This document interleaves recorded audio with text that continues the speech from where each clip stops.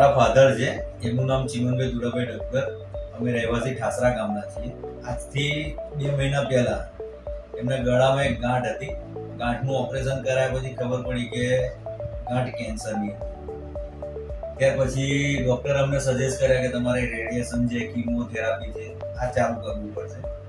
એક રેડિયેશન લીધા પછી એમને થોડીક તકલીફ થઈ, એ ખાવામાં તકલીફ થઈ, બોલવામાં તકલીફ થઈ. ત્યાર પછી અમે રેડિયેશન થેરાપી બંધ કરીને અમને કેન્સર હિલર સેન્ટરનું એડ્રેસ મળ્યું, નામ મળ્યું.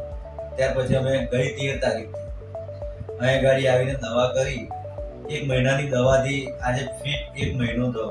1 મહિનાની દવાથી એમને ઘણો સારો ઇમ્પ્રૂવ મળ્યો છે કે જ્યારે એમને ખુરશીમાં કે પલંગમાં બેઠા હોય તો 2 જણા હાથ પકડીને ઊભા કરે, એમને ચાલવામાં હાથ પકડીને ચલાવવા પડતા હતા. બાથરૂમ જવું હોય તો પણ એમને હાથ પકડીને લઈ જવા.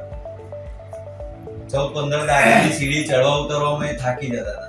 અત્યારે 1 મહિનાની દવાથી એ જાતે એકલા એક્ટિવા લઈને હરી ફરી શકે છે. કોઈ એમને પકડતું નથી, કોઈ ચાલવામાં કોઈને કોઈ સહારો આપવો પડતો નથી. આજે મારા ઘરના દાદર 15 દાદર એકલા જાતે ચડી ઉતરી શકે અને બહુ સરસ ઇમ્પ્રુવમેન્ટ, જેથી અમને એવું લાગે છે કે આમ તો 20% હોવું જોઈએ પણ અમને 50% બેનિફિટ લાગે છે કે ના, બહુ સરસ સારી દવા છે.